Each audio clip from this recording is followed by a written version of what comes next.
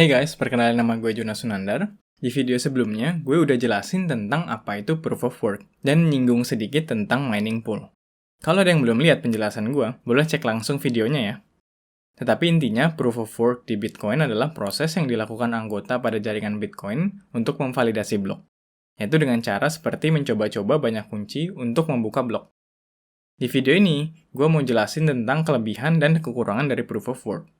Gue bahas tentang kelebihan dulu ya. Yang pertama adalah data susah dimanipulasi. Karena mekanisme POW itu nyoba-nyoba, ketika ingin melakukan perubahan data, manipulator juga harus mulai mencari kunci yang benar juga. Kenapa gitu? Itu karena ada hashing pada blockchain. Kunci blok yang dimanipulasi akan berbeda dari sebelumnya. Jadi manipulator akan susah untuk menebak kunci yang benar.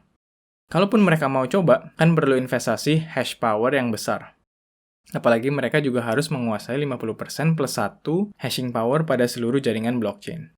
Jadi perlu modal yang sangat besar untuk menguasai jaringan. Bisa cek video gue tentang apakah data pada blockchain bisa dimanipulasi. Di situ gue jelasin dikit tentang 50% plus 1 attack. Otomatis karena data susah dimanipulasi, keamanan akan nambah. Jadi user akan semakin percaya dengan sistem karena perubahan data di tengah-tengah tidak diperbolehkan. Coba kita lihat kekurangannya ya. Yang pertama adalah boros energi. Coba cek data ini deh. Data ini gue dapetin dari CBECI atau Cambridge Bitcoin Electricity Consumption Index. Jadi Universitas Cambridge meneliti perkembangan dari konsumsi listrik yang terjadi pada jaringan Bitcoin. Dari data mereka, Bitcoin memakan 46,88 terawatt per tahun. Kalau Bitcoin itu dianggap sebagai sebuah negara, mata uang digital ini akan menjadi negara nomor 53 yang mengkonsumsi energi listrik paling banyak. Udah ngalahin Hong Kong loh. Tapi belum bisa ngalahin Indonesia. Indonesia masih ada di ranking 20. Jadi Bitcoin perlu mengkonsumsi 4,5 kali energi dulu, baru bisa menyamai seluruh kebutuhan listrik di Indonesia. Gila kan? Padahal Bitcoin kan cuma mata uang digital. Tapi kenapa perlu banget ya listrik yang gede? Ini satu lagi komparasinya.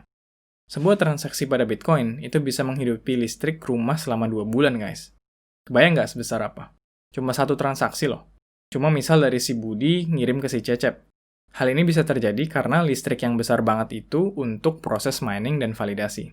Sesuai dengan yang kalian lihat guys, emang benar jaringan akan lebih aman. Tapi kalau sampai memakan energi sebesar itu, kita perlu mikir-mikir lagi kan.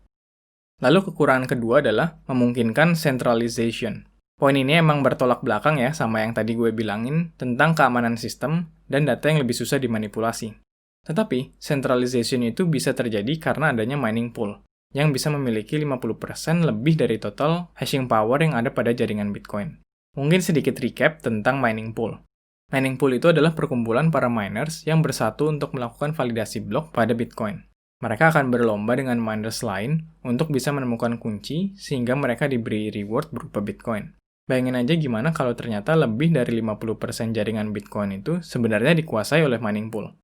Kan berarti bisa aja jaringan itu dikuasai oleh mining pool tersebut karena merekalah yang memiliki power paling banyak pada jaringan, sehingga bisa terjadi manipulasi data. Sampai sekarang sih belum terjadi hal ini. Tetapi sekarang, 60% lebih dari hashing power pada jaringan Bitcoin itu berlokasi di Cina. Jadi sebenarnya masalah terbesar dari POW ada dua, yaitu masalah besarnya energi yang dikonsumsi dan masalah keamanan. Emang benar, saat ini network sudah cukup aman. Tapi untuk ke depan, kemungkinan terjadi skema 50% plus 1 attack itu benar-benar bisa terjadi. Karena orang-orang super luar biasa kaya itu bisa membeli hash power. Tetapi sampai sekarang, sejak berjalannya Bitcoin, belum pernah terjadi manipulasi data yang menyebabkan kekacauan pada Bitcoin network. Ternyata dari dua masalah tersebut bisa diselesaikan dengan mekanisme konsensus lain, yaitu proof of stake, di mana daripada para anggota jaringan itu membuang-buang energi listrik untuk mining, mending memakai sistem staking.